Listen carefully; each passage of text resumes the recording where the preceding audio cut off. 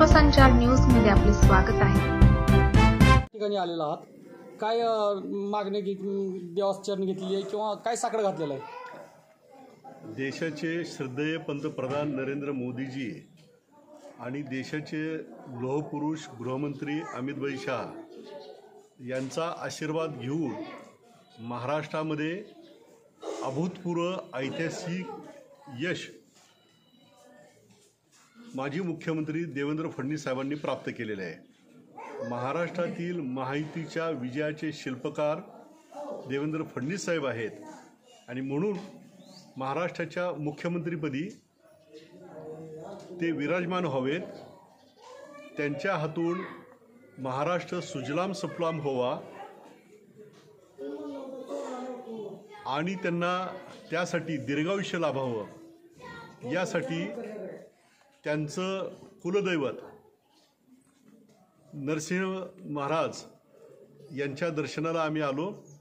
दर्शन झालं, अभिषेक झालेला आहे आणि हेच साकडं घातलेलं आहे। महाराष्ट्र सुखी आणि संपन्न व्हायचं असेल तर महाराष्ट्राच्या मुख्यमंत्रीपदी देवेंद्र फडणवीस साहेबांना संधी मिळावी। महाराष्ट्र मजबूत झाला तर देश मजबूत होईल आणि देश परमवैभवाला जावा हेच स्वप्न भारतातील 140 कोटी लोक घेऊन जगत आहेत आणि हे स्वप्न साकार करायचं असेल आणि मोदींच्या स्वप्नातील विकसित भारत हे स्वप्न साकार करायचं असेल तर महाराष्ट्राच्या मुख्यमंत्रीपदी देवेंद्र फडणवीस साहेब असले पाहिजे अशी आमची नम्र भावना आहे आणि याच भावनेने आम्ही या ठिकाणी दर्शनाला आणि साकडं घालायला आलेलो आहे।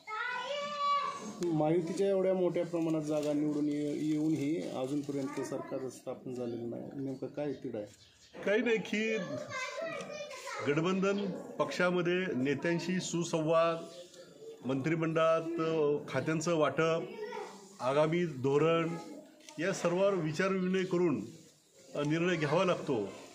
विचाराने निर्णय घेणं याला वेळ लागतो, अविचाराने निर्णय घेणं कधीही होऊ शकतं। त्यामुळं विचारपूर्वक काम करायचं आहे म्हणून थोडा वेळ लागतोय, परंतु ती वेळ संपलेली आहे। आता 5 डिसेंबरला मुंबईच्या आझाद मैदानावर दुपारी 1 वाजता देवेंद्र फडणवीस साहेबांच्या सरकारचा शपथविधी होणार आहे। शिंदे कुठेतरी नाराज आहेत म्हणून अशा बातम्या येत आहेत, काय सत्य आहे? ही अफवा आहे, परंतु मुख्यमंत्री एकनाथ शिंदे साहेबांनी स्वतः प्रेस घेऊन सांगितलेलं आहे की मी नाराज नाही। देशाचे पंतप्रधान नरेंद्र मोदीजी, देशाचे गृहमंत्री अमित भाई शाह जो निर्णय घेतील तो मला मान्य आहे असं त्यांनी स्वतः प्रेस समोर येऊन डिक्लेअर केल्यानंतर ते नाराज आहे असं म्हणणं ते चुकीचं होईल। गृहमंत्री पदासाठी लांबत चाललंय असं काही नाही।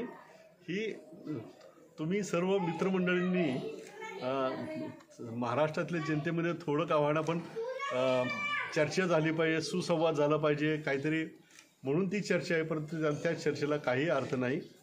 महाराष्ट्रात बऱ्याच ठिकाणी असं वातावरण तयार झालंय की EVM मशीनचा घोटाळा झाल्यासारखं असं जनतेतून असा सूर येत आहे, आपलं काय म्हणणं आहे? तो जनतेचा सूर नाही, जे चारी मुंड्या चीज झालेले आहेत अशा विरोधकांना स्वतःची आबरू झाकण्यासाठी ते EVMवर आरोप करत आहेत, बाकी काही नाही। आता झारखंडमध्ये त्यांचं सरकार आलं तर त्यावेळेस त्यांनी EVMमध्ये घोटाळा झाला असं अजिबात म्हटलेलं नाही। लोकसभा निवडणुकीमध्ये महाराष्ट्रामध्ये महाविकास आघाडीला थोडं यश जास्त प्राप्त झालं, त्यावेळेस EVMमध्ये घोटाळा आहे असं ते म्हटलेलं नाही। म्हणजे जेव्हा जेव्हा विरोधकांचं तोंड कलंकित होतं ते कलंकित तोंड झाकण्यासाठी EVMवर आरोप करायचा ही पद्धत आहे। जनतेमध्ये काही नाही, जनतेने निर्विवाद बहुमत हे महायुतीला दिलेलं आहे। भारत माता की। राज्यातील महत्त्वाच्या आणि आपल्या भागातील ताज्या बातम्या पाहण्यासाठी आजच आमच्या विश्वसंचार न्यूज YouTube चॅनलला सबस्क्राईब करा व बेल आयकॉन प्रेस करा।